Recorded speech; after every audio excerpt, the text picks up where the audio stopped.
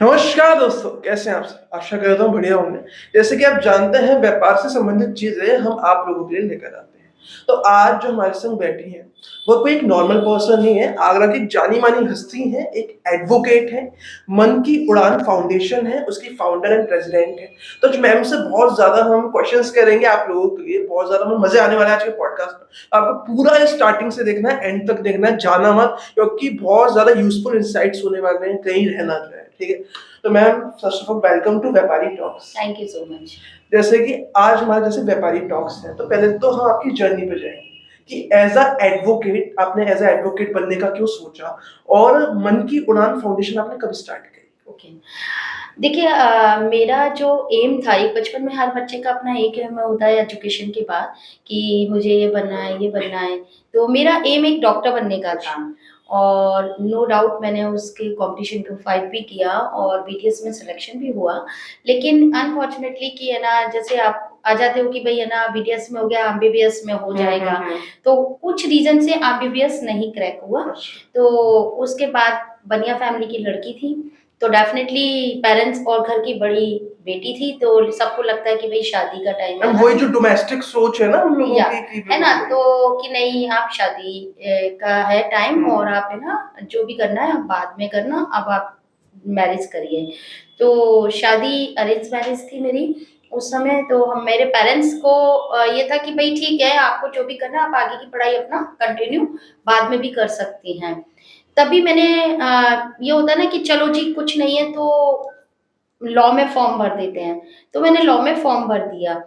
क्या जबकि मुझे ये नहीं पता था कि मेरी डेस्टिनी यही क्या बात है है। ना? तो वो कहते हैं ना कि सपना देखा था व्हाइट कोट का और पहनने चल दिए मतलब ब्लैक मतलब कोट। साइंस स्ट्रीम से आपने बीडीएस करा बीटीएस है और ना? उसके बाद क्या सीधे ब्लैक कोट में? वही। तो मैरिज हुई तब मेरा फर्स्ट ईयर ही कंप्लीट हुआ अच्छा। था। उसके बाद भी इस फ़ील्ड को मैंने सीरियसली नहीं लिया हुआ था, क्योंकि कभी-कभी आप क्या होते हैं ना कि आप एक सेकंड बी प्लान पे चल रहे होते हो, तो वो लगता है कि ठीक है, प्रोफ़ेशनल डिग्री ले रहे हैं हम और उस डिग्री को आगे बेनिफिट देगा, नहीं देगा, लेकिन एक प्रोफ़ेशनल डिग्री चाहिए। तो यही सोच के मैंने उसमें वो लिया था। लेकिन आफ्टर मैरिज कुछ सर्कमस्टेंसेस ऐसे हुए जो मेरी लाइफ को पूरा ही उसने टर्न चेंज किया। अच्छा। और मुझे या तो आप ये कह सकते हो कि अ, एक होता है कि आपने किसी को किसी प्रोफेशन को एक नीड मान के एक्सेप्ट किया, तो वो एक तरीके से मेरी नीड बन गया था। तो मतलब आपको ये नहीं लगा कि यार मैं शादी कर रही हूँ, उसके बाद मुझे टफ़नेस आएगी पढ़ाई में, तो आपने मतलब पेरेंट्स के अगेंस्ट नहीं गए आप? नहीं शादी कर रही हूँ क्योंकि आप समझ सकते हैं अब तो टाइम फिर भी बहुत चेंज अप है। हुँ। और मेरी हमारी जो फैमिली बैकग्राउंड था, नो डाउट मेरे फादर ने ऐसा नहीं है, मेरी 3 सिस्टर्स हैं। एक सिस्टर मेरी फैशन डिज़ाइनर है, एक डॉक्टर है। तो एजुकेशन पे तो कहीं भी हम लोगों को वो नहीं था, लेकिन एक उनकी अपनी लायबिलिटीयाँ थी। सही बात तो है। वो ये चाहते थे कि भई मैं अपनी liability time to time complete करूँ। फिर एक सामाजिक प्रेशर होता है, बिल्कुल, फैमिली बिल्कुल होता है। प्रेशर होता है। तो और फिर जो माहौल होता है, आज तो हम लोगों को आजकल की लड़कियों को तो बहुत पंख मिले हुए हैं, जो वो जैसा चाहे डिसीज़न ले सकती हैं। हम देखते हैं तो हम कभी-कभी हमें ये भी लगता है कि काश हम इस जनरेशन में पैदा हुए थे, तो हमें भी ये सब करने को मिलता। उस समय की सोच क्या होती है, नो डाउट कि मैं बहुत अच्छी डिबेटर भी थी अपनी कॉलेज की, अच्छा। एक पोएट राइटर भी थी और बहुत सारी एक्टिविटीज़ में पार्ट लेते थे। तो एक होता है ना कि एक कॉलेज की जान थी अपने कॉलेज की। तो लेकिन क्या होता है ना कि जब आपको एकदम ब्रेक लगा दिया जाता है कि नहीं, तो उस चीज़ में बैलेंस। और शादी की एज भी नहीं थी इतना, 22 इयर्स की बंदा 22। है ना, नहीं समझ सकता कि क्या होती है शादी। और वो आप स्टार्टअप जब करते हो और फिर कहते हैं ना कि एक स्वप्न होता है, आप चीज़ों को जो देखते हो मैरिज को, उस मैरिज को जब आप देखते हो दूसरे तरीके से कि जो हम एक नई लड़की को ये दिमाग में होता है कि जो फ़िल्मों में होता है, इस टाइप की लाइफ़ होती है, लेकिन जब आप धरातल पे आते हो, तो आपकी लाइफ़ चेंज हो चुकी होती है। और जब धरातल पे आते ही आपको जब वो चेंज अप दिखता है, तो आप समझ नहीं पाते हो कि क्या चीज़ों को मैं एक्सेप्ट करूँ या किस चीज़ और को फिर ये भी इग्नोर तो करूँ। फ़र्क आ जाता है कि शादी से पहले आपकी रिस्पॉन्सिबिलिटीज़ लिमिटेड थी। हुँ। ये आप पे घर का ये नहीं था कि मुझे काम करना है या मुझे खाना बनाना नहीं है। देखिए, मैं इसको आज भी कहती हूँ, एज़ अ मेरे मैं इन चीज़ों को गलत नहीं मानती। अच्छा, आज भी जो रिस्पॉन्सिबिलिटी है, वो हर मेल और फीमेल में डिफरेंस नहीं है। आप घर में रह रहे हो तो डेफ़िनेटली आपको घर में सफाई भी करनी पड़ेगी, आपको खाना भी बनाना है तो बनाना पड़ेगा। और नो डाउट मैंने बहुत टाइम तक अपनी सारी चीज़ें अब तो हम इतने समर्थ हैं कि आप अपनी हेल्पिंग हैंड्स और इन सबको रख सकते हैं। लेकिन उस समय के टाइम पीरियड में आपकी जो परिस्थिति थी, उस परिस्थिति के हिसाब से मैंने अपनी लाइफ़ को वैसे ही मोल्ड किया। उससे मैंने कभी शिकायत नहीं अच्छा। की। इसलिए नहीं की क्योंकि एक बचपन से आपके दिमाग में एक चीज़ सेट कर दी जाती है कि आपको ये सब करना है। आपने अपनी फैमिली में देखा होता है अपनी माँ को, अपनी मासी को, अपनी दादी को, अपने चाचा चाची को, बुआ को, तो आपने वो रोटेशन देखा होता। तो वो आपको एक्सेप्ट कर लेते हो तो वेल एंड गुड, नहीं करते हो तो वो समस्या वहाँ। यहाँ मेरी समस्या दूसरी थी।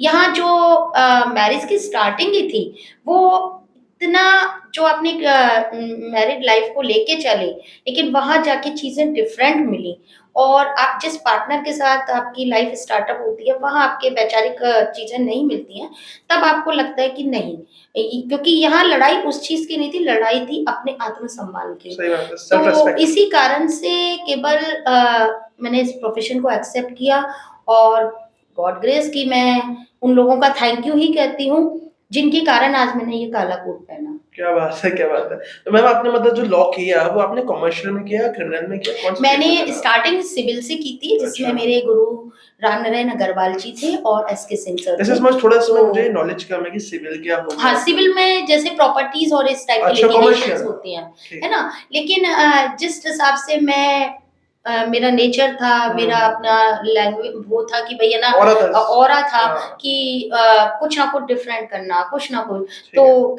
जब मैंने कोर्ट दीवानी में भी सिविल कोर्ट में हुँ, पैर हुँ। रखा, तो वहाँ एकदम माहौल अलग था।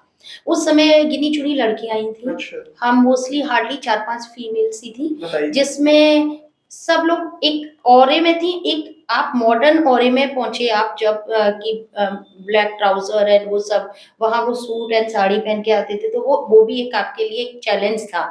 तो हमने स्टार्टअप किया, तो वहाँ पर ये चीज़ें आई कि भई, अरे! आप टिक नहीं पाओगे। तो मैंने कहा क्यों? तो बोले कि नहीं, यहाँ का माहौल ठीक नहीं है। तो मुझे ये लगता है कि माहौल आपके हिसाब से बनाना अपने हाथ में होता सही बात है। है ना? आज नो कि है ना मैं ये सोचूँ कि ठीक है, माहौल हर जगह खराब है। आप खर अब तो फिर भी बहुत सारी चीज़ें अब तो वर्क ओपन माइंडेड प्लेसेस हो में गया है ओपन काफ़ी। माइंडेड हो गया। लेकिन उस समय के टाइम पीरियड में चाहे वो टीचर बने, चाहे डॉक्टर बने, चाहे वकील बने, चाहे हाँ, ये प्रोफ़ेशन एकदम फीमेल के लिए एक बहुत था, तो मैंने चैलेंज किया फिर मैं कि क्रिमिनल में जाऊँगी। अच्छा, हाँ, तो नो डाउट कि जब क्रिमिनल फ़ील्ड में आई तो सब लोग अरे क्रिमिनल की लॉयर बन रही हो, कितना उसमें तो गलत तरीके की केसेस होते हैं, वो होते हैं। मैंने कहा वही चैलेंज लेना तो है मतलब मुझे। आपने प्रैक्टिस कब स्टार्ट करी सिविल में और फिर आप इसमें आई? मेरी स्टार्टिंग 2001 से हुई है। अच्छा, आज मुझे 24 इयर्स कंप्लीट हो गए अपने वकालत के उसमें और तो सिविल कितने साल तक किया और फिर आप क्रिमिनल में कब मैं आई? वही बता रही हूँ, मैं 5-6 4-5 साल मैंने सिविल में अच्छा, स्टार्टिंग की, फिर मैंने अपना फ़ील्ड चेंज किया और उसके बाद मैं क्रिमिनल में आई। आज के हम लोग फैमिली कोर्ट भी देख रहे हैं, सिविल भी देख रहे हैं, क्रिमिनल भी देख रहे हैं। तो एक तरीके से एक कहते हैं ना कि वन रूफ के नीचे सब क्लाइंट के मतलब पास सब सॉल्यूशन है। मैम के पास सारी सर्विसेज़ अवेलेबल हैं, जी, अगर जी, आपको जी। कोई भी प्रॉब्लम मेरा है लो तो एसोसिएट के नाम से लीगल अच्छा, फर्म है। लो इज़ अ फ्रेंच वर्ड अच्छा, जिसको कहते हैं लॉ। तो लो एसोसिएट के नाम से मेरी लीगल फर्म है जिसमें आज की तारीख में मेरे 3-4 जूनियर्स हैं। अच्छा, अभी हमने जयपुर भी एक अपना चैम्बर एस्टेब्लिश किया है। दिल्ली मेरा ऑलरेडी चल रहा है पटियाला हाउस में। तो इस तरीके से अभी हम 3 सिटी से अपना लीगल लिटिगेशंस को देख रहे हैं कि दिल्ली, आगरा एंड जयपुर। क्या बात है। जी। तो मैम जैसे कि लॉयर की फ़ील्ड हो गई, एडवोकेट की फ़ील्ड हो गई, समझ में आ गया मुझे। लेकिन इससे मन की उड़ान को स्टार्ट मन करना की उड़ान, मन की उड़ान यानी मेरे मन की उड़ान, है ना? हाँ, क्योंकि जब आप एक होता है ना एक स्टार्टअप आपने 2001 में जब किया, तब आपकी नीड थी आपका प्रोफ़ेशन। आपको उस समय आपकी लायबिलिटीज़ को कंप्लीट करना था, इसलिए आपको इस प्रोफ़ेशन में आना था। धीरे-धीरे जब एक होता है ना कि आपके अंदर का वो इंसान जब आप सब चीज़ों में भाग लेते हैं, वो चीज़ उस समय लायबिलिटी के नीचे दब गई। आप एक उस समय आपका टारगेट बस ये रह गया कि आपको कमाना है, आपको अपनी जगह बनानी है और इस फ़ील्ड में एस्टेब्लिश होना है। इस कारण हम दौड़ रहे थे।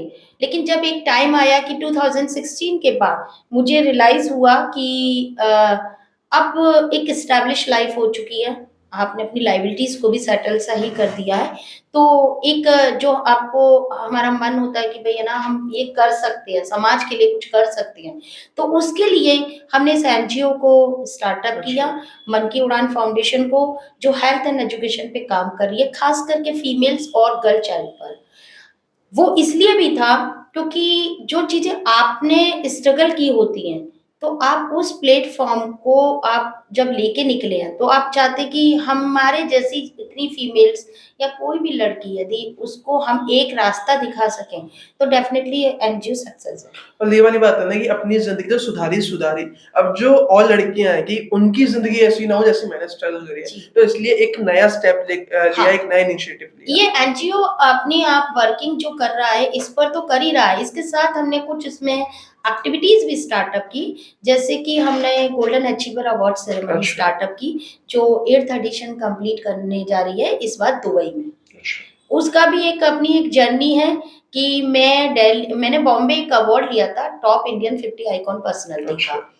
मैं उस अवार्ड को जब लेने गई, तो मैं जब वहाँ अवार्ड ले रही थी तो मुझे लगा कि इस तरह की एक्टिविटी हमारे शहर में क्यों नहीं होती, सही बात है, क्यों नहीं हो है रही? ना? क्यों आज मैं सम्मान लेने यहाँ आई हूँ, तो मैं अपने लोगों को जो वहाँ पे भी आगरा में भी मेहनत कर ऐसा रहे हैं नहीं जो। है, आगरा में अब तो गोल्डन अचीवर में आगरा छोड़ो ऑल इंडिया एंड देश-विदेश से सब लोग भाग ले रहे जी, हैं बिल्कुल। उसमें।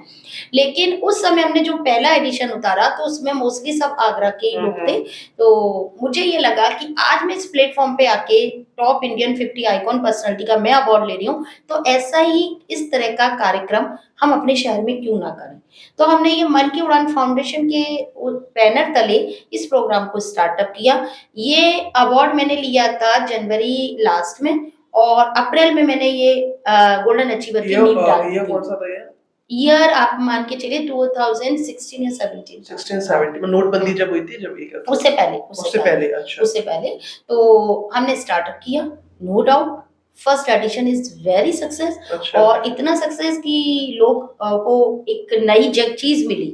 अब तो शहर में बहुत होने लगे हैं बिल्कुल, चीज़ें, बिल्कुल, अब तो बहुत लेकिन है। है ना उस समय हमारी ही स्टार्टअप था ये और हमारा केवल उद्देश्य ये था कि जो हमने अपनी 16 फ़ील्ड्स को डिवाइड किया था, उस फ़ील्ड्स में जो लोग अच्छा काम कर रहे हैं, जिन्होंने पीछे बैक सपोर्ट ना होके अपने तरीके से अपनी जगह समाज में बनाई हुई है, उनको सम्मानित करें, उनको एक मंच प्रदान करें और उनको उनकी इंस्पायरेशन स्टोरी को सुन के सही बात यदि है। कोई भी बंदा प्रभावित होता है। हाँ, तो डेफ़िनेटली गोल्डन अचीवर सक्सेस है।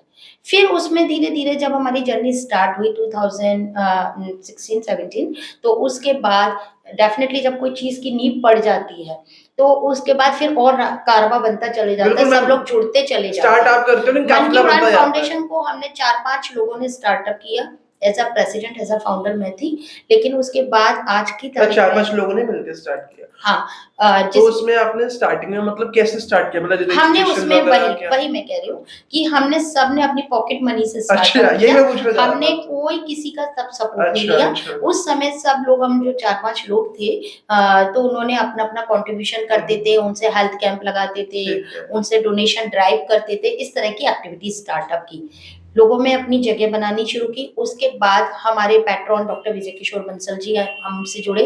इसमें उनका बहुत सहयोग रहा और उन्होंने कहते हैं ना कि रास्ता हमने स्टार्ट किया और चलने के लिए बहुत सारे सही लोग बात। हमसे जुड़े और इसकी जो सबसे मतलब जो मेरे मार्गदर्शक के रूप में एक और नाम जो मेरे बड़े भाई के रूप में अच्छा। मनीष अग्रवाल जी जो केवल है ना क्या कहते हैं ना कि बच्चा जब है ना परेशान हो जाता है एक जगह बैठ जाता है कि अब समझ नहीं आ रहा तो वो एक तरीके से एक मंत्र मेरे के कान में फूकते हैं कि तुम कर सकती हो और ऐसे करो।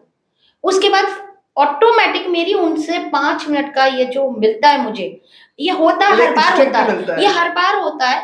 मैं कहीं भी किसी भी परिस्थिति में एकदम से डाउन होती हूँ, तो मैं अपने दादा से अब यही मिलती हूँ। चीज़ मुझे पूछनी है। जैसे कि आपने कहा कि कभी भी मैं परिस्थिति में डाउन होती हूँ। अब जैसे कि लोगों को थोड़ी एक मिथ है हुँ, कि जो बड़े-बड़े लोग होते हैं ना, वो कभी डिमोटिवेट नहीं होते, वो कभी भी ऐसा नहीं सोचते कि हम नहीं कर सकते, ये हम ही होते हैं बिकॉज़ हमारा हम में सेल्फ डाउट है या हुँ। हम ये कर नहीं सकते। तो बड़े-बड़े लोग भी होते हैं, खाली वही लोग होते हैं? नहीं, नहीं, ऐसा नहीं है। मेरी जो डिक्शनरी है उसमें पहले तो ये लिखा ही नहीं है कि ये कर नहीं सकती। अच्छा। हाँ, एवरीथिंग इज पॉसिबल। ये नॉट कि कोई भी, मैंने ऐसे-ऐसे चैलेंज लिए हैं, आपको मैं सही बताऊँ हुँ। कि लोगों ने जब हमने ये स्टार्टअप भी किया अचीवर्स को, तो उसके बाद की जी अब हमें जयपुर हमने नेक्स्ट हमने उसके बाद जयपुर उतारा, जिसमें हमने गवर्नर साहब को, कलराज मिश्र अच्छा। जी को इनवाइट किया। तो लोगों की कि अरे नहीं जयपुर कर ही नहीं पाओगे, सक्सेस रहा। उसके बाद लोगों ने कहा कि अरे राजधानी में करके दिखाओ, दिल्ली, दिल्ली तो बहुत लोग बैठे हुए हैं। हमने दिल्ली भी करके दिखाया। दिल्ली में हमने 3 मिनिस्टर्स को इनवाइट किया, चिराग पासवान जी को, अच्छा, हाँ, चिराग बघेल पासवान जी साहब तो जी को, मतलब या जो हार्ट थ्रोब हैं पूरे हुँ। ऑल इंडिया के, है ना? एंड बघेल साहब जी को, एंड हमारे उत्तराखंड के सीएम रहे हैं अपने तीरथ सिंह रावत जी। अच्छा। 3 मंत्री जब आपके एक कार्यक्रम में हों, सही बात है। और ऑल इंडिया से, हल्ला देश-विदेश से, हल्ला मच जाता है एकदम। देश-विदेश से सारे अवॉर्डीज़ थे, जिसमें आप सोचिए हमारे एक और हमारे अचीवर की एक अच्छी ख़ासियत है कि इस अचीवर में हर साल 2 पद्मश्री अवॉर्डी रहते हैं। अच्छा। हाँ, हम गुलाबो सपेरा जी को भी, कृष्ण कन्हैया जी को भी, आपके माधुरी भरद्वाज, ये सब हमारे मंच से अवार्ड ले चुके हैं। कि आप समझ सकते हैं कि अचीवर्स को हमने जो जगह बनाई है कि जो राष्ट्रपति से अवार्ड से सम्मानित हो रहा है, वो यदि अचीवर को ले रहा है तो डेफ़िनेटली हम कुछ कर रहे हैं, जिसके कारण आज हम ये मंच बिल्कुल। प्रदान कर पा रहे हैं। और अब गॉड ग्रेस जो हमारा एक ड्रीम था कि मैं अभी पिछले साल ऐसे ही घूमने गई दुबई, अच्छा। तो मेरा बड़ा मन हुआ कि अब हम इंटरनेशनल उतारेंगे। नो डाउट लोग अभी भी मुझे डरा रहे हैं कि अरे इतना बड़ा इवेंट कैसे करोगे, क्या करोगे? लेकिन मुझे पता है ये होगा। ये अब हमारा 5, 6, 7 मई को दुबई ऑर्गेनाइज़ हो रहा है, अच्छा। ग्रैंड हयात। तो मैम जैसे कि हुँ। इस फाउंडेशन में कोई कनेक्ट करना चाहता है, ठीक है? हुँ। तो इसमें कनेक्ट करने के लिए उसको क्या करना हम पड़ेगा? उसके लिए देखिए सबसे पहले हम उसकी प्रोफ़ाइल मँगाते हैं, उसका आधार मँगाते हैं, फिर उसके बाद हमारी जो टीम है वो देखती है कि ये वास्तव में जेन्युइन है, या क्योंकि इसमें मोस्टली मन की उड़ान फाउंडेशन में ज़्यादातर सब फीमेल्स हैं, क्योंकि मन की उड़ान के लिए सब सेम प्रोसीजर, पहले तो आपके मन में सोशल काम वेलफेयर का करने का होना मन चाहिए। हो, है ना? दूसरा कि जब वो अपना हमसे कनेक्ट करते हैं, तो हम सबसे पहले उनकी प्रोफ़ाइल चेक करते हैं, उसके बाद उनका आधार और ये सब, और उनका मोटिव क्या है। हुँ। क्योंकि इस मन की उड़ान में ज़्यादातर फीमेल्स मेंबर्स ज़्यादा नहीं हैं। तो ऐसा एक बैरियर हाँ। भी है कि खाली फीमेल्स हैं या नहीं, नहीं, नहीं, कोई बैरियर्स नहीं है, अच्छा, लेकिन क्या अच्छा। होता है ना कि एक स्मूथली पाथ बनता जा रहा है, तो हमने किसी को ऐसा नहीं है, इसमें मेल भी हैं, हुँ। लेकिन एक होता है ना कि हमारी एक ड्यूटी बनती है कि कोई भी ऐसा न्यूसेंस वाला मेंबर नहीं कनेक्ट हो जाए, तो उसके लिए हम थोड़ी-सी पहले इंक्वायरीज़ करते हैं। नहीं वो उसके रिक्वायर्ड भी है। उसके बाद वो हमसे, जब हमें लगता है कि हाँ, इसके मन में, इसकी वास्तव में ये काम करने के लिए इच्छुक है, ये समाज के प्रति अपना टाइम दे सकता है। क्योंकि देखिए कोई भी एनजीओ, कोई भी संस्था आपका समय माँगती है, आपकी वर्किंग माँगती है, आप वो दे सकते हो तभी आप किसी संस्था से जुड़ सकते हो। और डेफ़िनेटली हम सब जो भी इस एनजीओ में हैं, हर उसमें प्रोफ़ेशनल लोग जुड़े हुए हैं। लेकिन वो प्रोफ़ेशनल के साथ सब अपना समय देते हैं, तब बड़ा अच्छा मतलब लगता है। इसमें ये क्वेश्चन है मेरा, जैसे कि आपका बहुत ज़्यादा बिज़ी शेड्यूल रहता है क्योंकि कोर्ट के भी काफ़ी केस होते हैं आप पे और ये फाउंडेशंस वगैरह भी और अभी आप मुझे बता रहे थे प्रीटी क्लब प्रीति आपका वुमेन क्लब भी हाँ, हमारा एक है। वो भी है, अभी उस पे भी आएँगे हम। हुँ। तो इसमें आप टाइम कैसे मैनेज करते हैं? कि केस भी अपन को सँभालना है, ये देखिए, भी सँभालना है। टाइम वही है 24 आवर्स हाँ, हर बंदे के पास है। हाँ। अब आप उसको यूज़लेस चीज़ों में बिता लीजिए, चाहे उसे बैलेंस करके किसी अच्छी चीज़ में हुँ। बिता लीजिए। तो मेरा अपना जो मोटो है, मैं फालतू की गॉसिप-वॉसिप में नहीं बैठती, फालतू की पार्टी एनिमल नहीं हूँ, बस जहाँ मुझे ज़रूरी है। तो मैं उस तरीके से अपने कार्यक्रम को मैनेज करती हूँ, काम को मैनेज करती हूँ कि अपनी प्रोफ़ेशनल लाइफ़ को भी नहीं छोड़ सकती, जी, बिल्कुल। अपनी सोशल लाइफ़ को भी नहीं छोड़ना और अपनी फैमिली को भी नहीं छोड़ना। सही बात है। क्योंकि इस समय मेरा बेटा जो लॉ कंप्लीट कर चुके हैं और वो ही इज़ अ लॉयर, इसके अलावा वो जुडिशरी की तैयारी कर रहे हैं, तो डेफ़िनेटली इस समय उसके पास उसको भी मुझे टाइम देना बिल्कुल, होता है। बिल्कुल। तो वो चीज़ों को बैलेंस हमारे अपने हाथ में होता है कि हम उस टाइम को अपने को किस तरीके से हम का मतलब मैनेज हाँ। डिवाइड कर रहे हैं, तो वो आप देख सकते हैं। तो इसमें मन की उड़ान की जो प्रॉपर टीम है, जो वर्क कर रही है वो कितने लोगों की टीम है? देखिए, मन की उड़ान में अभी आज की तारीख में 40-50 की टीम है। अच्छा। हाँ, जो हर तरीके से अपने-अपने क्षेत्र में काम कर रही है। अभी हमने रिसेंटली दिल्ली चैप्टर भी स्टार्ट कर दिया है और वहाँ पर भी क्योंकि वहाँ के लोगों की बड़ी रिक्वायरमेंट थी कि आप लोग यहाँ भी अपना मन की बात को स्टार्टअप करिए। तो हमने वहाँ पर भी अपनी एक टीम तैयार करी है और डेफ़िनेटली वो भी मुझे लगता है कि वो टीम बहुत अच्छा काम करेगी और क्योंकि स्टार्टअप तो हमने जिन लोगों के साथ किया है, तो वो लोग वास्तव में उनका मोटो यही है कि हम समाज को अपना समय दें और कुछ जो हमारे इससे बन सकता है, समाज को हम लौटा सकते हैं क्योंकि ये समाज ही हमें सब कुछ दे रहा जी, बिल्कुल सही है बात ना? है। समाज ने ही हमें ऊपर चढ़ाया है, समाज ने ही हमें नीचे अपना गिराता है। है ना? लेकिन हाँ, टच वुड कि आज की तारीख में हम लोगों को की जो आइडेंटिटी है वो समाज के कारण ही है। तो हम उसको अवॉइड नहीं कर सकते, इसलिए जो दे सकते हैं वो देने की कोशिश कर रहे हैं। तो जैसे कि मन की उड़ान सोशल मीडिया पे है?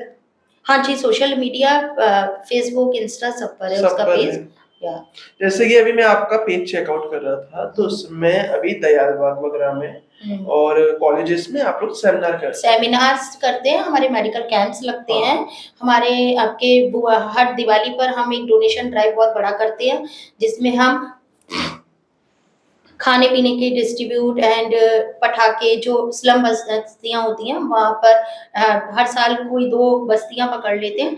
वहाँ पर जो भी अपनी तरफ से हम सबका क्योंकि अभी हम किसी से कोई गवर्नमेंट एड्स नहीं ले रहे हैं। जो कर रहे हैं सब अपना कंट्रीब्यूट करके आपस में अपने लोगों के थ्रू उनके सपोर्ट से कर पा रहे हैं। मतलब इसमें अगर एक तो सोशल वेलफेयर हो गया, but if you run an organisation आपको फंड्स की रिक्वायरमेंट होती है। बिल्कुल, तो होती है। उसमें आप जैसे आप लोग अपना डिवाइड कर लेते हो उससे हो जाता है। लेकिन एक नहीं डिविज़न पड़ता है कि कितना हम लोग इसमें इन्वेस्ट करें, हमें कुछ तो निकालना है ना कि हम जैसे कि कोई स्पॉन्सरशिप वगैरह दे रहे हैं, इवेंट कर रहे हैं, उससे मतलब कुछ होता है ऐसे करके? ऐसा होता है कि जो मन की उड़ान के बैनर तले जो भी प्रोग्राम होता है, उसके बाद जो भी इवेंट्स के बाद हमारे पास जो भी बचता है, वो हम अपने एनजीओ को डोनेट कर देते रिज़र्व हैं। में हो जाता है वो। रिज़र्व में हो जाता है, उसी से हमारी एक्टिविटी चलती है और जो बचता जो उसमें ज़रूरत पड़ती है, वो हम सब लोग अपना कंट्रीब्यूट करके कर लेते हैं। ओह! क्योंकि ईश्वर की कृपा से सबकी अपनी-अपनी ब्रेड एंड बटर का इंतज़ाम है। इससे उसी से और जो ये एक तरीके से हमारा एक समाज के प्रति अपना एक थैंकफुल है कि हम कुछ कर सकें, तो सही वो बात है। लौटा रहे हैं। हम इतने योग्य हाँ, हैं कि किसी के लिए कुछ कर पा रहे हैं, जी, जी, बहुत जी, बड़ी बात। जी। इसमें मैम जैसे कि अब हम आते हैं व्यापारी और यूथ पे, जो स्टूडेंट्स हैं।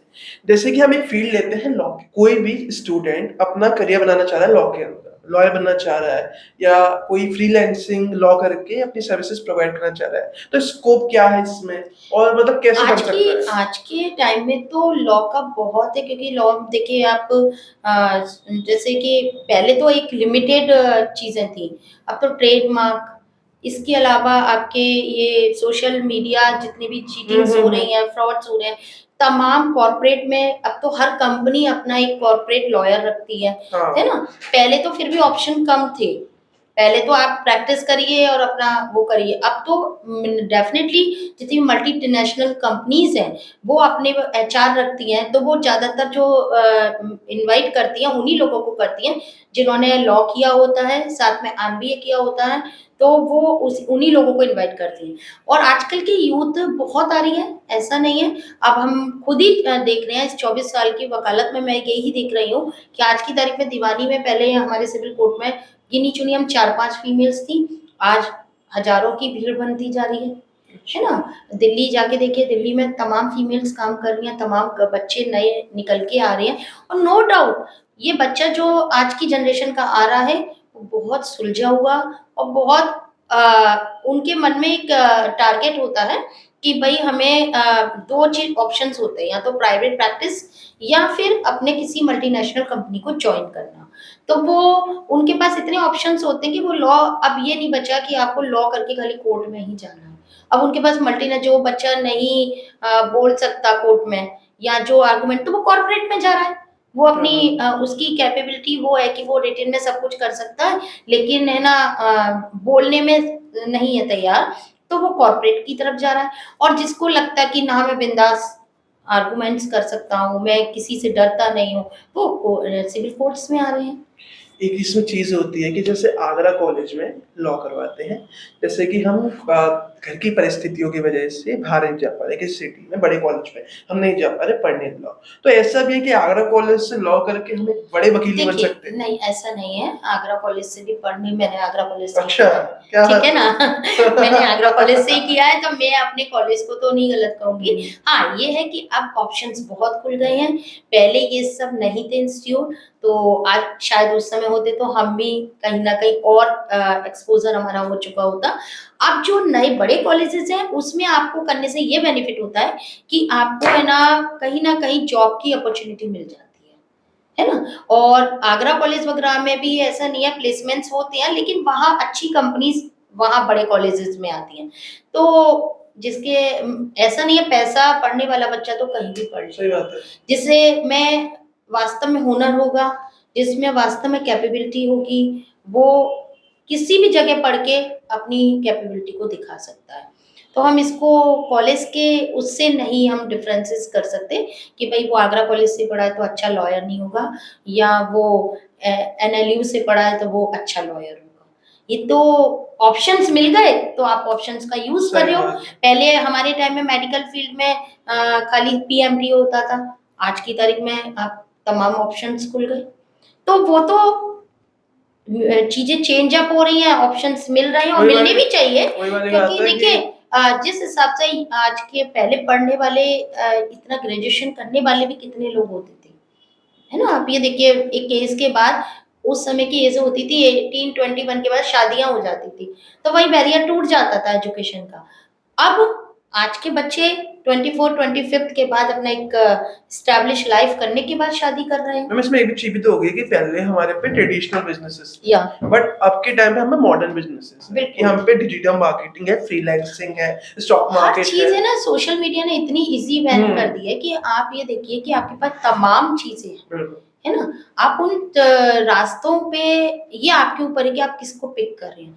आप देखिए ना, प्रोफ़ेशनल फ़ील्ड कितनी सारी हैं, जो-जो चीज़ें मैंने सुनी नहीं थी, आज हम जब सुनते हैं नई जनरेशन से, अच्छा ये फ़ील्ड्स भी है। हमारे पास तो ऑप्शन ही नहीं थे ना, जो ऑप्शन थे हमने उस पे चले। वही ट्रेडिशनल था तो जो हम चले गए उसमें। इसको हम गलत भी नहीं कहते, उस समय जो ऑप्शन थे हम उस पे चले। आज के बच्चों के पास, और हो सकता है इनके बाद इनकी जो जनरेशन और आएगी, जैसे मेरा बेटा है उसके बाद जो उसकी जनरेशन आएगी, उस समय और तमाम ऑप्शंस होंगे।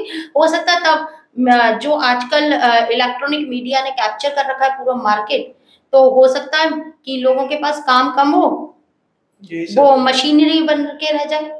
तो आप उस चीज़ को कहीं मैं उसे पॉज़िटिव वाइब्स में लूँगी कि ठीक है, ऑप्शंस हैं तो हमारे पास रास्ते बहुत हैं। एंटरप्रेन्योरशिप ऑन द मतलब एज़ अ लॉयर लॉयर के पर्सपेक्टिव से एंटरप्रेन्योरशिप में जैसे आप केस हैंडल करते हैं कि काफ़ी बिज़नेसेस के केस आ रहे हैं, ट्रेडमार्क के केसेस आ रहे हैं, तो इससे मतलब ऐसे केस कौन से आपको लगते हैं कि ये बिज़नेस के केस है और इन पे ना हमें नज़र डालनी चाहिए? देखिए, सबसे ज़्यादा जो आज की तारीख में बहुत ज़्यादा समाज में विकृति फैली हुई है, वो है इस समय डिवोर्स की। अच्छा, जी, है ना? आप ये देखिए, हमने जब स्टार्टअप किया था तो कोर्ट में 1 कोर्ट थी खाली, फैमिली कोर्ट। आज 5 कोर्ट हैं हमारे यहाँ, आगरा में ही। तो आप ये सोचिए कि रिलेशनशिप जो ब्रेकअप हो रहे हैं, उन पर काम होना चाहिए। क्योंकि वो क्यों हो रही है? क्योंकि आज की यूथ के पास बिल्कुल भी पेशेंस नहीं बचा है। वो कहीं भी अपने रिलेशन में कहीं भी पेशेंस से कोई चीज़ को नहीं पहले तो क्या होता था कि हम लोगों ने भी, यहाँ हमारे से पहले वाली जनरेशन थी, हमारे पेरेंट्स थे, सब एक कहीं न कहीं कंप्रोमाइज़ एक शब्द था। लेकिन आज की यूथ के पास कंप्रोमाइज़ शब्द नहीं है। नहीं है। वो बस ये है कि मेरे मन के मुताबिक हो गया तो मेरा है, मेरे मन के मुताबिक नहीं हुआ तो खत्म, रास्ते डिफरेंट। तो वो चीज़ें बहुत बड़ी हैं। दूसरा, ये आप जो आजकल हैकिंग देख रहे हुँ, हैं, हुँ। ये सब देख रहे हैं, cyber crime. Cheating, cyber crime का बहुत ज़्यादा एकदम से वो हुआ है। क्योंकि जो चीज़ समाज में एकदम आती है, तो डेफ़िनेटली वो कहीं न कहीं कानून से तो जुड़ी जाती है। तो आपके पास अपॉर्च्युनिटीज़ बहुत सारी हैं, और व्यापारी वर्ग में एक व्यापारी बन गया है लॉ फ़ील्ड भी हमारा, ऐसा नहीं है। क्योंकि देखिए, पहला क्लाइंट लॉ अपना जो हमारा मुवक्किल होता था, वो अपने लॉयर को एक तरीके से कुछ मानता था। आज की तारीख में क्लाइंट भी ये सोच के आता है कि भाई तुम हमारा काम कर रहे हो, हम तुम्हें पैसा दे रहे हैं। तो एक तरीके से एक बिज़नेस ट्रांज़ैक्शन हो बिज़नेस गया। ही है ही बिज़नेस वो। पहले एक रेस्पेक्ट चीजें होती थी कि सबके फिक्स होते थे, ये हमारे वकील साहब हैं या ये हमारे पुराने डॉक्टर साहब मतलब हैं। एक रिस्पेक्ट हाँ, डे की बात करते थे, हाँ। मतलब वो वाली आज चीजें। की तारीख में वो आपको ये गिव सोचना एंड है टेक कि है आज की तारीख हाँ, में। सर्विस प्रोवाइडर समझना है हाँ। कि आप मुझे सर्विस दे रहे हैं, मैं आपको बदले में पैसे दे रहा हूँ। तो वो कहीं न कहीं हमारे प्रोफ़ेशंस की ग्रेविटीज़ तो कम हुई है, लेकिन फिर भी लोगों ने अपनी जगह बनाई हुई है हम लोगों ने, तो वो इसीलिए बनाई हुई है कि अभी कुछ प्रिंसिपल्स बचे हुए हैं। जैसे ये मैम लॉयर है, तो मैं कोई ऐसे सवाल पूछूंगा जो सबके दिमाग में आते हैं कभी कभार, कि जैसे हमारा कोई केस है, कोर्ट में जाता है, डिस्ट्रिक्ट कोर्ट में गया, उधर से खारिज हो गया, हाई कोर्ट में गया, उधर से खारिज हो गया, कोई भी कोर्स है ऐसा, मतलब करोड़ों केस है जो पेंडिंग चल रहे हैं। तो इन केसों, मतलब इसमें गवर्नमेंट क्या करी जो इतने केस नहीं, पेंडिंग है? गवर्नमेंट्स काम कर रही है, लेकिन आप करेंगी क्या? आप हर चीज़ में आप ये देखिए साइबर क्राइम रोज़ पर डे हो रहा है, डोमेस्टिक वायलेंस रोज़ हो रहा है। कोर्ट भी कितना उन्होंने भई चीज़ें बढ़ाई हैं, फास्ट ट्रैक भी खुली है, सब कुछ हो रहा है, लेकिन आप खाली सरकार को नहीं दोष दे सकते, इसके लिए आप खुद भी ज़िम्मेदार हैं, इसमें है एक ना? चीज होती है कि कई बार ना जो पहले कोर्ट। वैकेंसीज़ आती नहीं थी, अच्छा। ज्यूडिशरी की, इन सब की। अब देखिए अब हर साल वैकेंसीज़ क्यों आ रही हैं? क्योंकि ज़रूरत है जजेस की और गवर्नमेंट कर रही है उस पर काम।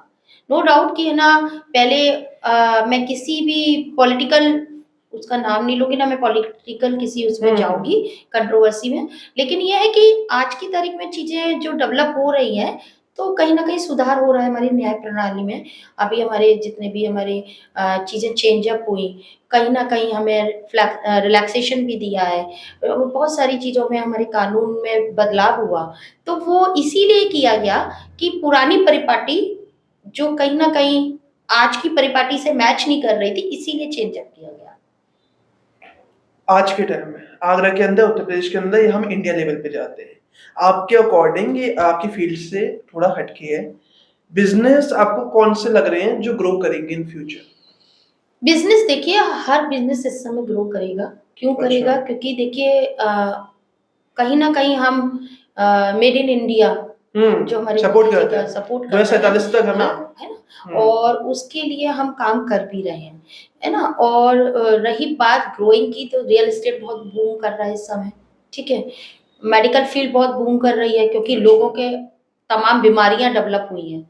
अब देखिए ना, पहले लिमिटेड बीमारियाँ होती थी, अब कैंसर एक आम बीमारी हो गई। तो डेफ़िनेटली जब है ना चीज़ें उनका सॉल्यूशन निकलेगा तो सॉल्यूशन निकलेगा, तो उनके रास्ते बनेंगे तो एम्प्लॉयमेंट बढ़ेगा ही, बिल्कुल सही है बात। ना? तो आप ऐसे किसी एक पर्टिकुलर फील्ड से नहीं कनेक्ट कर सकते। आप देखिए ऑर्गेनिक फार्मिंग स्टार्ट हो गई, अब हर चीज़ में जाइए तो कहीं न कहीं ब्रांचेज़ निकलती जा रही हैं। पहले क्या था, एक ही सिरे से हम चल रहे थे। अब क्या है, आप फार्मिंग में जा रहे हैं तो देखिए उसमें तमाम चीज़ें आ रही हैं, ऑर्गेनिक फार्मिंग आ रही है, डेवलपिंग फार्मिंग आ रही है, तो वो रास्ते बने ना, रास्ते बने तो डेफ़िनेटली उनके रास्ते बने तो उन पे काम करने वाले भी बढ़ेंगे। इसी तरीके से रियल एस्टेट में जाइए तो रियल एस्टेट में लोग की जिस तरीके से ग्रोथ हो रही है, तो वो डेफ़िनेटली उन पर जा रहे हैं, अपना इन्वेस्ट कर रहे हैं। तो आप किसी भी फील्ड में देखिए तो हर जगह बिज़नेस ग्रोथ हो रही है अभी डेवलप। क्योंकि जो नई जनरेशन आ रही है, उनके अपने बहुत अच्छे एम्स हैं और बहुत अच्छे उनके मैं कभी-कभी आज की जनरेशन के साथ हम जब कभी बैठते हैं, तो हमें लगता है कि यार इनको कितनी नॉलेज है। तो नॉलेज कहाँ से आ रही है? हमारी कहीं न कहीं सोशल मीडिया देखिए, हर चीज़ के पहलू हैं। आप सोशल मीडिया को अवेयरनेस के रूप में भी ले सकते हो और सोशल मीडिया को आप हार्मफुल में भी ले सकते हो। तो जो पॉज़िटिव लोग होंगे वो उसमें से चीज़ों को निकालेंगे, है ना? एआई इतना डेवलप हो रहा है। आप आपको है ना किसी से ज़रूरत नहीं है। आपको कोई भी अंदर से मन में क्वेरीज़ है या आपके अपने कहीं भी कहीं आप अटकते हैं, तो आप तुरंत एआई का सहारा लेते हैं। एआई आपका एक तरीके से ऐसा प्लेटफ़ॉर्म हो गया है कि जहाँ हर चीज़ का सॉल्यूशन वन रूफ के नीचे है।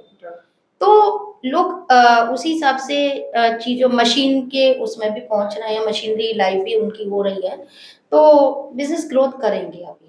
और एंटरप्रेन्योर तो देखिए अब पहले फीमेल्स हमारी कहाँ थी, अब देखिए हर फीमेल कुछ ना कुछ करना सही चाहती बात। है। मैं अपने इर्द-गिर्द की महिलाओं को देखती हूँ कि जिनमें अब एक होता है कि जो हाउसवाइफ़ भी होती है, एक लाइफ टाइम के बाद जी अब उन्होंने बुटीक स्टार्ट कर दिया। किसी ने अपना क्लाउड किचन स्टार्ट कर दिया। अभी आप ये देखिए कोविड के टाइम कितनी क्लाउड किचन स्टार्ट हुई। बिल्कुल। जिन महिलाओं को खाने बनाने तो का कुछ भी हुनर शौक था, था वो अपना ऐड हाँ, ऑन कर वही, रहे हैं। है ना? खाने बनाने का हुनर था उनको और उनकी फैमिली ने भी उन्हें सपोर्ट किया। बिल्कुल। अब पहले फिर भी होता था, परिवार कहता था कि अरे ये करना खराब लगेगा, तुम अब इतने बड़े घर की बहू हो, कैसे कर रहे हो? अब वही लोग सपोर्ट कर रहे हैं। मैं अपने कई लोगों को जानती हूँ, जो बहुत अच्छी रिनाउंड फैमिली से बिलॉन्ग करते हैं, लेकिन वो आज अपना काम कर रहे हैं और अच्छे स्तर से कर रही हैं। शुरुआत उन्होंने छोटे से की और आज वो उन्होंने अपना एक एंटरप्रेन्योर में अपनी जगह बनाई हुई है और मैं ऐसी महिलाओं को खुद सम्मानित कर चुकी हूँ। बिल्कुल सही। तो ग्रोथ तो बढ़नी है, क्योंकि जब पहले एक ही रास्ता था कि मेल ही मेल काम कर रहा था, अब तो बराबर से दोनों काम कर रहे हैं ना, तो ग्रोइंग तो होगी। देखो यार, पॉडकास्ट तो ना बहुत लंबा हो गया, बहुत ज़्यादा मज़ा आया मैम से बातें करके। अब 1-2 क्वेश्चन्स जो मेरे दिमाग में है वो पूछना चाह रहा हूँ। एक तो मैम जो आपका मोटो और आपकी ऑर्गनाइज़ेशन है मन की उड़ान, उसका मोटो, और दूसरा क्वेश्चन ये है कि आप हमारी तरफ से, व्यापारी टॉक्स की तरफ से यूथ को क्या मैसेज देना चाहेंगे और हमारे लिए क्या मैसेज देना चाहेंगे? देखिए, पहली बात तो मैं आप लोगों को एक यही बात बोलूँगी, आपने जो ये अपना स्टार्टअप किया हुँ। पॉडकास्ट, बहुत अच्छा प्लेटफ़ॉर्म है और कहीं न कहीं हम सब लोगों को जब लोग सुनेंगे या हमसे कहीं इंस्पायर होंगे, बिल्कुल। तो डेफ़िनेटली उनमें से एक को भी कुछ लगता है, तो हमारी जो वही, मेहनत कर रहे हैं तो वो वहाँ आपकी सफल है। मेहनत सफल है। बिल्कुल। और नो डाउट कि अब पॉडकास्ट ऐसी चीज़ है कि आप पहले लोग है ना वर्बली पहचान, अब जब आप जैसे लोग जब इस तरह की चीज़ों को लाते हैं, तो समाज के लिए एक आप कहीं न कहीं सपोर्टिंग काम ही कर रहे हैं, बिल्कुल। है ना? ऐसे लोगों को आप रूबरू करा रहे हैं जिनसे है ना, जिनके बारे में जो लोग पहचानते हैं। हमारा मोटिव ही वो है कि जैसे मुझे स्ट्रगल हुआ है, मैंने कहीं काम किया, कि मुझे जो टाइम लगा है ना, सामने वालों को टाइम नहीं लगेगा, बस, वो टाइम बस, सेव वो हो जाए आपने उसका। डायरेक्ट अपॉर्च्युनिटी हाँ, दे दी कि है वो उनको। आप लोगों को डायरेक्ट सुन सुन सकता सके, है, रीच कर सकता है। बिल्कुल। और मन की उड़ान फाउंडेशन का बहुत बड़ा एक ड्रीम है, जो ईश्वर ने जब भी चाहा तो जल्दी वो होगा। हम एक ओल्ड एज होम ज़रूर स्टार्ट अच्छा। करेंगे, क्योंकि आज का अब जो जनरेशंस आ रही है, जो जिस तरह से आ रही है, हमारा वो वाला ओल्ड एज होम का ड्रीम नहीं है अच्छा। मेरा कि भई है ना बेचारे, या हुँ। हम उन सीनियर सिटीज़न्स को इनवाइट करेंगे जिनमें वास्तव में कुछ ना कुछ करने का हुनर है, हुँ। वो आए अपने एक, जैसे किटी होती है, हाँ, हाँ, हाँ। किटी क्लब्स होते हैं, तो हम लोग मिलते हैं। हम इस तरह का एक एटमॉस्फेयर क्रिएट समझ करके गया। एक ऐसा होम क्रिएट करेंगे, जहाँ बंदा अपनी मर्ज़ी से रहने आना चाहे कि मेरी एज का बंदा है, मेरी एज के लोग हैं, मैं इनके साथ अब अपनी लाइफ़ का लास्ट टाइम बिताना चाहूँगा। और एक ख़ास करके मैं उन महिलाओं के लिए भी बहुत कुछ हमारे दिमाग में है, जो वास्तव में अपनी लाइफ़ में कुछ करना चाहती हैं, सीरियसली, हुँ। है ना? और समाज के लिए भी कुछ करना चाहते हैं, तो हम उनके लिए भी एक सपोर्ट का काम करेंगे। बहुत बढ़िया सोच है, बहुत बढ़िया चीज़ है कि एक ऐसा प्लेटफ़ॉर्म है कि अगर आप चाहते हैं कुछ करना, तो कर सकते हैं, आपको ज़रूरत नहीं है बिल्कुल, किसी की। अगर आप जुड़ जाते हैं तो बहुत बढ़िया इनिशिएटिव है सच में यार। हम भी फ्यूचर में बिल्कुल जुड़े रहेंगे मन की उड़ान के संग, डेफ़िनिटली, मैन के संग। Most welcome. हाँ, जैसे कोई सेमिनार वगैरह करनी है, कुछ भी करना है बिल्कुल, बिल्कुल बिल्कुल। करेंगे। इस समय हमारे बहुत सारे हमने अभी टॉक शोज़ किए अच्छा, फीमेल्स को अच्छा। लेकर। अभी हमने जनवरी में भी एक टॉक शो किया, जिसमें हमारा जो एक थीम था, वो था कि बैलेंसिंग लाइफ़, हुँ। मैरिड बैलेंसिंग लाइफ़ आपकी अपनी प्रोफ़ेशनल लाइफ़ में और पर्सनल लाइफ़ को कैसे बैलेंस कर रही हैं, वो मैरिड लाइफ़ जो प्रोफ़ेशनल्स काम कर रही हैं। तो उस पर बहुत अच्छा टॉक शो रहा, जिसमें हमारी एडीएम फाइनेंस भी थी, तमाम हस्तियाँ हमने बुलाई बिल्कुल, थी। बिल्कुल। तो उनको जब उनको सुना, उनकी इंस्पायर स्टोरी सुनी, तो हमें लगा कि उनमें से जितनी भी फीमेल्स बैठी थी कि इनमें से कोई ना कोई तो आज लेकिन मैम मोटिवेट होके इसमें जाएगी। ये है कि जैसे हम करना चाहें उधर, तो हम ना एक नई रास्ता बना सकते हैं कि जो लोग उधर हैं वो तो सुन ही रहे हैं उस चीज़ को, लोगों की बिल्कुल, स्टोरीज़, लेकिन जो लोग नहीं हैं वो इसके माध्यम से देख माध्यम सकते से देख सकते हैं और सुन सकते हैं।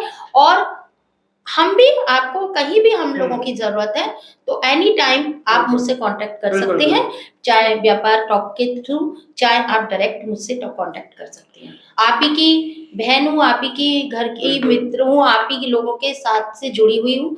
जब भी आपको मन की उड़ान या एज़ अ लॉयर मेरी कहीं भी ज़रूरत है, तो डेफिनिटली मोस्ट बिल्कुल वेलकम। कॉन्टैक्ट कर सकते हैं आप। हम वैसे तो ये वीडियो जो निकलेंगे इसको कोलैब करेंगे मैम के संग, लेकिन फिर भी नहीं तो हम पेज का लिंक भी देंगे। तो इसी के संग ऐसी वीडियोज़ हम लाते रहते हैं इन्फॉर्मेटिव, तो बने रहिए हमारे संग। व्यापारी टॉक्स को इंस्टाग्राम पे देख रहे हैं तो फॉलो कर लो, यूट्यूब पे तो सब्सक्राइब कर लो। इसी के संग नमस्कार।